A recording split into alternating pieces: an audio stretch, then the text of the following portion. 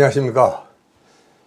우리가 그 면역에 대한 이야기를 주로 하면서 면역은 70%가 장이 만들고 또 30%가 뇌가 만든다. 근데 이제 장에 대한 이야기는 열심히 했는데 막상 뇌에 대한 이야기는 좀 소홀했던 것 같다. 제가 다시 이렇게 책을 훑어 보니까 그런 생각이 아주 들었습니다. 그래서 이 인지뇌과학이라는 것은 사실은 뇌가 어떻게 보면 우리 온몸을 지배하고 있다. 뭐 이렇게 봐도 틀리지 않습니다. 내가 좀 손을 이렇게 놀리고 있지만 이 손이 아니거든요. 네가 오른손을 흔들어라. 그래서 정말 이게 흔들게 되는 이런 것들입니다.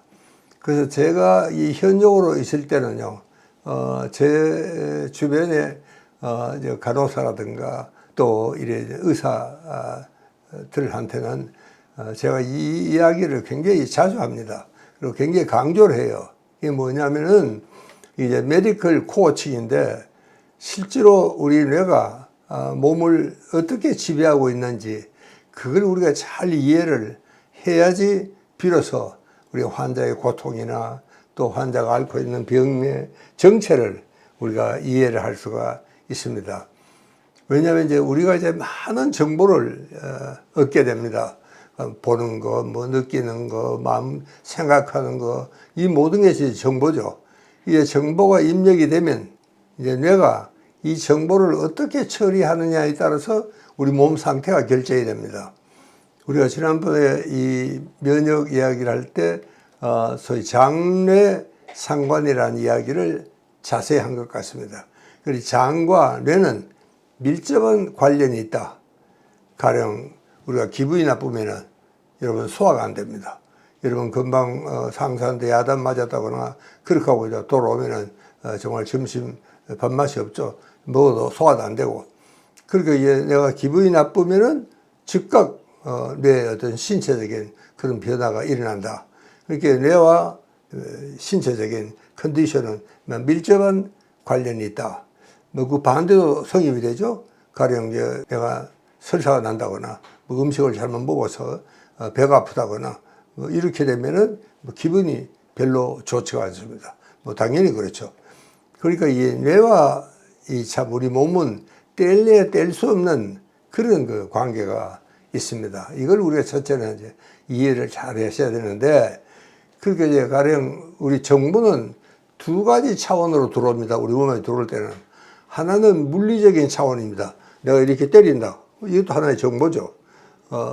그러나 이런 물리적인, 신체적인 이런 정보도 있느냐 하면은 또 하나는 마음입니다. 정신적인 겁니다. 슬프다든가, 내가 참 아주 기분이 나쁘다든가, 이것도 참 굉장히 중요합니다. 그런데 우리는 이제 보통, 우리 의사들도 특히 이제 그렇지만 이게 이 정보가 두 가지 루트로 들어오는데 이걸 어떻게 처리하느냐에 따라서 우리 몸 컨디션이 결정이 되는 겁니다. 가령 내가 소화가 안 된다. 그러면 이제 뭐 여러분 어떡합니까? 소화제를 먹든지 음식을 좀 이렇게 부드러운 걸 챙겨 먹든지 이제 조치를 하지 않습니까? 바로 이제 그런 겁니다. 그렇게 어떤 정보가 들어오면은 내가 이걸 어떤 사람은 무시하고 그냥 다니는 사람도 있습니다. 뭐 그렇게 하는 것도 있고, 어떤 사람은 또 뭐 굉장히 그 아픈데 민감을 해가지고 뭐 온갖 걸 다 또 먹는 사람도 있고, 또 마에 굽는 사람도 있고, 여러 가지 이제 반응을 우리가 이제 볼 수가 있죠. 그러니까 이제 중요한 것은 우리가 어떤 그 자극을 받느냐, 어떤 정보가 들어오느냐, 이것보다는 그 정보를 어떻게 처리하느냐 하는 것이 굉장히 중요한 그런 문제가 되는 겁니다. 그럼 정보 처리하는 것은 누가 하느냐? 이것은 뇌가 하는 겁니다. 그런데 실제로 이제 우리가 들어오는 그 정보 양은 얼른 보면 굉장히 참 신체적인 이런 것들이 많을 것 같지만 실제로는 그렇지 않습니다. 뇌가 훨씬 더 그 정보가 많습니다. 내가 마음이 아프다든가, 뭐 누가 그립다든가, 누가 밉다든가, 곱다든가, 뭐 어쨌든 그런 그 정신 감정이라는 것은 우리 온몸에 당장 영향을 미칩니다. 여러분 내가 이 손이 아프다 그럴 때는 손만 아프죠. 손이 저리다. 그럼 손만 저리죠. 그러나 이 정신이라는 것은 그렇지 않습니다. 온몸에 이게 영향을 주는 이런 것이 이제 또 특징입니다. 그러니까 이제 이 뇌 면역력을 높여야 된다. 그게 바로 우리가 병을 예방하는 길이다. 인지뇌과학에서는 그 말을 굉장히 중시합니다. 그게 무슨 말이냐 하면은 결국 이제 이 뇌라는 것은 그런 정보 자극이 들어오더라도 그게 너무 놀라지거나 그러지 말고 그 전에 이런 자극이 들어왔을 때는 내가 어쨌다 하는 그 경험을 잘 살려가지고 그게 아주 적절하게 대응을 해야 되는데 그 대응하는 게 뭐냐? 하여튼 내 몸에 맞게 대응을 해야 됩니다.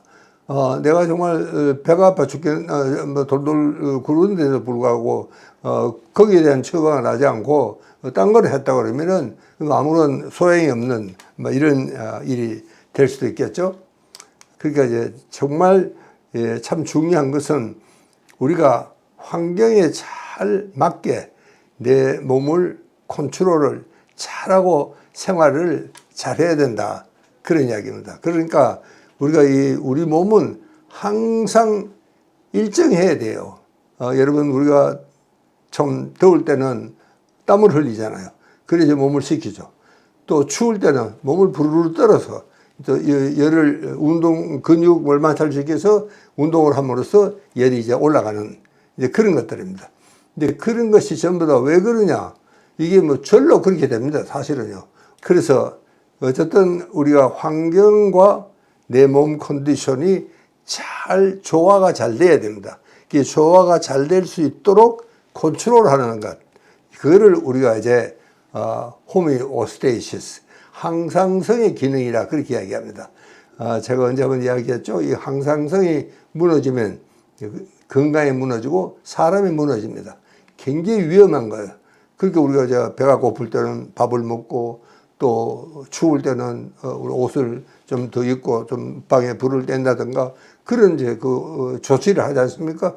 이제 그게 뭐냐면 항상성 유지를 하기 위한 내 몸의 컨디션이 그렇게 시키는 겁니다. 이렇게 해라.